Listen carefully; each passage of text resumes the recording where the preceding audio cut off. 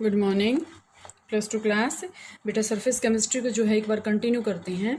Surface chemistry के अंदर जैसे आपको पता है कि जो एंजाइम कैटालाइसिस है इसके अंदर आपके पास होमोजीनियस था और इसके अंदर आपके पास हेट्रोजीनियस था और एक आपके पास एमल्शन था।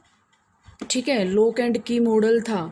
इसके अंदर टाइप्स आल्सो इंक्लूड। ठीक है, लोक एंड की मैकेनिज्म इसके अंदर अगर हम यहाँ से नोट करें तो मैकेनिज्म ये टोटली आपके पास क्या हो चुका है, डिलीट हो चुका है ये पोर्शन। ठीक है, homogeneous catalysis, heterogeneous catalysis, emulsion, type of emulsion, type का मतलब oil in water and water in oil. इससे अच्छे क्वेश्चन बनते थे लेकिन ये आपके पास डिलीट हो चुका है। और मैकेनिज्म आपके पास यहाँ से लोक एंड की model, induced fit model theory जो आपके पास करवाई थी वो यहाँ से आपकी डिलीट हो चुकी है। तो बेटा इसके अंदर जो रिमेनिंग टॉपिक्स हैं, अब इसके अंदर जैसे जो कोलॉइडल स्टेट है वो यहाँ से डिलीट नहीं हुआ है। तो हम करते हैं कोलॉइडल स्टेट। कोलॉइडल स्टेट के अंदर आपके पास क्या आता है? कोलॉइडल स्टेट सबसे पहले तो आपके पास होते क्या हैं? कोलॉइडल स्टेट मीन्स क्या है कि जो which can be easily obtained. Crystalloid बता रही हूँ मैं, क्रिस्टलोइड क्या होते हैं, कोलॉइडल स्टेट क्या होती हैं। कोलॉइडल स्टेट अगर हम यहाँ से 9th क्लास के टॉपिक की बात करें तो कोलॉइडल स्टेट या मतलब कोलॉइडल सॉल्यूशन क्या होते हैं, which can show Tyndall effect. These seems to be homogeneous. ये आपको कैसे दिखते हैं? होमोजीनियस, बट एक्चुअल में ये क्या होते हैं? हेट्रोजीनियस होते हैं। ठीक है, यहाँ से आपके पास ये क्या है कि इसकी प्रॉपर्टीज़ हैं होमोजीनियस की और हेट्रोजीनियस और कोलॉइडल स्टेट की। इसके बाद अगर हम यहाँ से पढ़ें ये क्या होते हैं कोलॉइड्स। अगर हम यहाँ से पढ़ें तो कोलॉइड्स क्या होते हैं? कोलॉइड्स आपके पास बेटा क्या होते हैं? एक तो नॉन क्रिस्टलाइन होते हैं, मतलब ये क्रिस्टल के फॉर्म में नहीं होते, नॉन क्रिस्टलाइन। ठीक है, नॉन क्रिस्टलाइन होने के बाद और ये क्या होते हैं? Amorphous in nature. First unit के अंदर आपके पास आया था amorphous in nature, amorphous in nature. और क्या होता है, ये जो है टेंडेंसी करते हैं, टेंडेंसी होती है इनकी, लिटल टेंडेंसी होती है, little tendency to pass through membrane. सुना होगा आपने। ठीक है, ये क्या होते हैं? वेजिटेबल मेम्ब्रेन या फिर एज ये वेजिटेबल मेम्ब्रेन या फिर एनिमल मेम्ब्रेन के थ्रू से ये जो है पास कर सकते हैं। इसके बाद आपके पास इसमें बेटा आता है कि क्लासिफिकेशन ऑफ कोलॉइड्स आएगा। इसका जो टॉपिक है ना अगला, इसके अंदर आपके पास आएगा इसकी क्लासिफिकेशन। तो आज हम इसकी क्लासिफिकेशन करते हैं जो मैंने आपको बताई थी कि macromolecule micromolecule classification.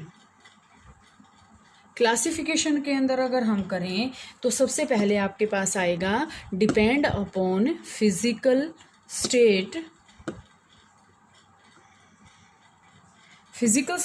Of dispersed phase and dispersion medium. कि सबसे पहला आपके पास देखो बेटा, आपके पास क्वेश्चन ये नहीं आएगा कि कोलॉइडल सॉल्यूशन को आप जो है इसमें क्लासिफाई करके बताओ। आपसे पूछा जाएगा कि डिस्पर्स्ड फेज और डिस्पर्शन मीडियम के बेस पे हम इसको किस बेस पे जो है कैसे क्या कर सकते हैं। तो सबसे पहले आपके पास आएगा डिस्पर्स्ड फेज क्या होता है और डिस्पर्शन मीडियम क्या होता है। ठीक है, डिस्पर्स्ड फेज का मतलब क्या होता है, अगर हम यहाँ से करें डिस्पर्स्ड फेज का मतलब यहाँ से है इंटरनल मीडियम। थोड़ा सा यहाँ से बेटा समझने की कोशिश करना, इंटरनल मीडियम या फिर इंटरनल फेज। ठीक है, अब डिस्पर्शन मीडियम का यहाँ पे मतलब क्या है, एक्सटर्नल मीडियम या फिर एक्सटर्नल फेज, कि ये बाहर से और ये अंदर से। तो इसका मतलब क्या होता है, कोलॉइडल सॉल्यूशन मैंने अभी अभी बताया था। अगर हम स्टार्टिंग से करते हैं तो कोलॉइडल सॉल्यूशन आपके पास क्या होता है, हेट्रोजीनियस होता है। हेट्रोजीनियस का मतलब क्या होता है, dispersed phase and dispersion medium. अब डिस्पर्स्ड फेज का मतलब क्या होता है कि इसमें आपके पास आएगा dispersed phase and dispersion medium. इसको हम कंटिन्यू करेंगे तो डिस्पर्स्ड फेज आपके पास क्या होता है, just like solute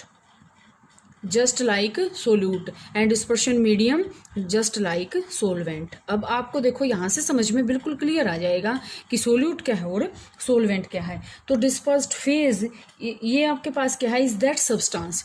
solute means dispersed phase is that substance which is distributed in the dispersion medium in the form of colloidal particle, and dispersion medium Dispersion medium means solvent. Dispersion medium means the medium in which the dispersed phase has been dispersed in the form of colloidal particle. अब अगर हम यहाँ से example लें, ये हमने ले लिया वाटर और ये हमने ले लिया ग्लू, ठीक है। अब जैसे अगर हम यहाँ पे वाटर लेंगे, यहाँ पे हमने ये वाटर ले लिया और इसके अंदर से हमने यहाँ पे ऐड कर दिया ग्लू, तो ये ग्लू आपके पास क्या है, डिस्पर्स्ड फेज, और ये आपके पास क्या है, वाटर डिस्पर्शन मीडियम।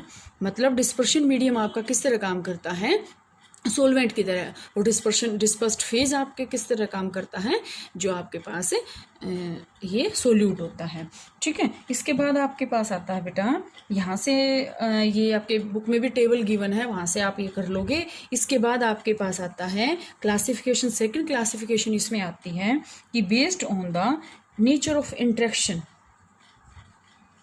ये तो था फिजिकल स्टेट, ये है नेचर ऑफ इंटरेक्शन। अब नेचर ऑफ इंटरेक्शन का मतलब यहाँ से क्या है, अब इसमें आपके पास बनेंगे लायोफिलिक एंड लायोफोबिक। अब ये होते हैं लविंग और ये होते हैं हेटिंग। अब अगर हम लायो मतलब पढ़ें तो ये होता है लिक्विड। लिक्विड लविंग मतलब लिक्विड के साथ इजीली बॉन्ड बना लेते हैं, उसको हम बोलते हैं हाइड्रोफिलिक या लायोफिलिक।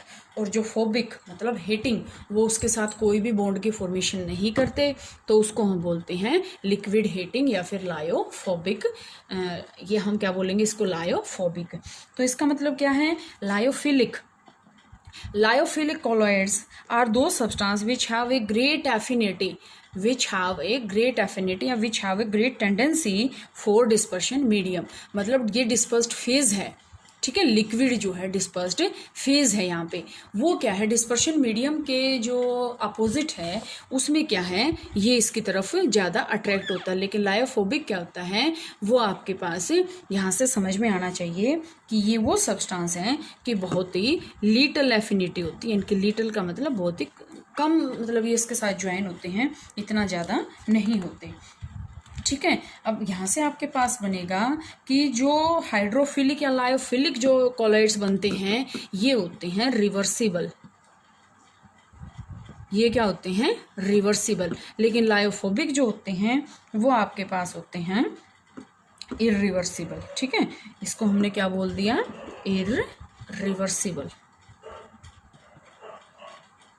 ये होते हैं रिवर्सिबल और ये होते हैं इररिवर्सिबल, ठीक है। जैसे अगर हम एग्जांपल लें कि यहाँ से आपके पास आएगा लायोफोबिक सोल के अंदर, जैसे आपके पास आ जाए मेटल्स, मेटालिक सल्फाइड। अब आपको पता है मेटल कोई भी लिक्विड में इतने इजीली जो है उसके साथ इंटरेक्शन नहीं करता, ठीक है। लेकिन लायोफिलिक में आपके पास क्या आएगा, जैसे आपके पास आ जाएगा गम, ये मैंने अभी आपको एग्जांपल यहाँ पे दिया था, गम, स्टार्च, जिलेटिन, ये तो इजीली कोलोइडल सॉल्यूशन बना लेते हैं। क्यों, क्योंकि वो लायोफिलिक होते हैं और क्या होते हैं, रिवर्सिबल होते हैं, ठीक है। अब जैसे ये होते हैं, और इसमें क्या है, लायोफोबिक जो सॉलिड्स या कोलोइड्स होते हैं ये स्टेबल नहीं होते, स्टेबल नहीं होते, ठीक है। लेकिन जो लायोफिलिक सॉलिड्स हैं, कोलोइड्स हैं सॉरी, ये आपके पास क्या होते हैं, स्टेबल होते हैं, ठीक है। इसके बाद आपके पास बेटे नेक्स्ट जो आता है इसके अंदर, वो आता है जो थर्ड जो इसकी क्लासिफिकेशन आती है, वो आती है types of particle.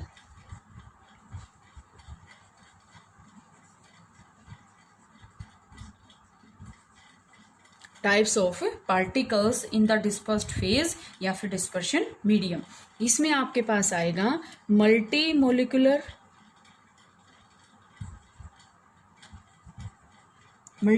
Colloid. Second आपके पास आएगा मैक्रोमोलिकुलर कोलॉइड।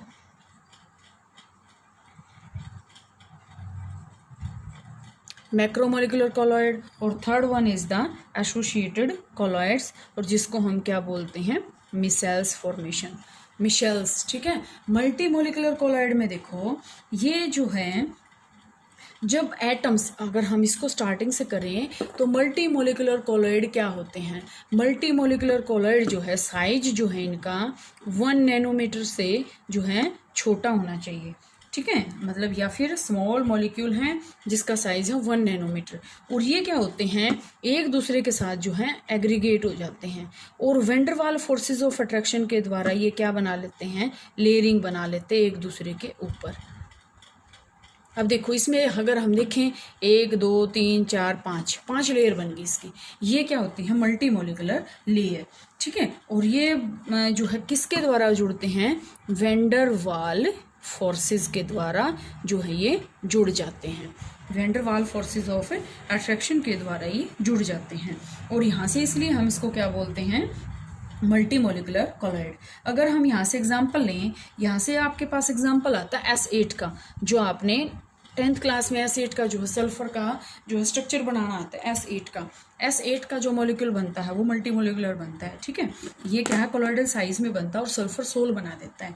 या फिर अब अगर हम एग्जाम्पल लें इसमें, तो गोल्ड सोल जो बनता है, गोल्ड सोल जो बनता है वो भी आपके पास क्या है, मल्टी मोलिकुलर कोलॉइड्स। मैं अभी आपको यही बता रही हूँ बेटा, आप इसको प्लीज़ ध्यान से करें क्योंकि मेनली जो टॉपिक्स है वो कट गए हैं, तो रिमेनिंग टॉपिक्स पे आप इसको कंसंट्रेट करें। इसके बाद आपके पास आता है मैक्रोमोलिकुलर। तो मैक्रोमोलिकुलर कोलॉइड्स क्या होते हैं, मैक्रोमोलिकुलर कोलॉइड में आपके पास आते हैं, अब उसमें तो मैंने क्या बताया था कि जो बिल्कुल छोटे पार्टिकल्स होते हैं 1 नैनोमीटर के, लेकिन मैक्रोमोलिकुलर में क्या है कि ये जाइंट मॉलिक्यूल होते हैं। जाइंट का मतलब बिग मॉलिक्यूल जब आपस में एक दूसरे के साथ जुड़ेंगे तो उसको हम क्या बोलते हैं, वो क्या होते हैं, वो उनका मोलिकुलर वेट भी जो है बहुत ही ज़्यादा होता है और उनको हम क्या बोलते हैं, मैक्रोमोलिकुलर कोलॉइड्स। ठीक है, यहाँ से अगर हम एग्जांपल लें तो जैसे पॉलीथीन बन गया, पॉलीस्टाइरिन बन गया, स्टार्च, सेलुलोज, अब ये जो है मैक्रोमोलिकुलर है, बहुत बड़े बड़े मॉलिक्यूल होते हैं, लेयरिंग में नहीं होते ये। ठीक है, इसके बाद आपके पास आता है एसोसिएटेड कोलॉइड्स।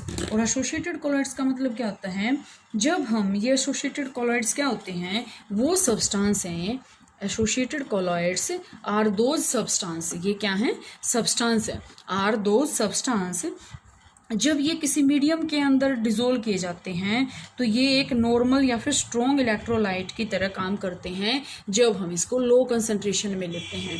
सब्सटेंस हैं एक्ट एज इलेक्ट्रोलाइट की तरह काम करेंगे ये। ठीक है, इलेक्ट्रोलाइट की तरह काम करेंगे जब हम इसको लो कंसंट्रेशन में लेंगे। ठीक है, अब जैसे अगर हम यहाँ से एग्जांपल लेते हैं तो CMC होता है बेटा, एक आपको यहाँ से नोट करना है, एक आपके पास होता है CMC, क्रिटिकल मिसाइल कंसंट्रेशन।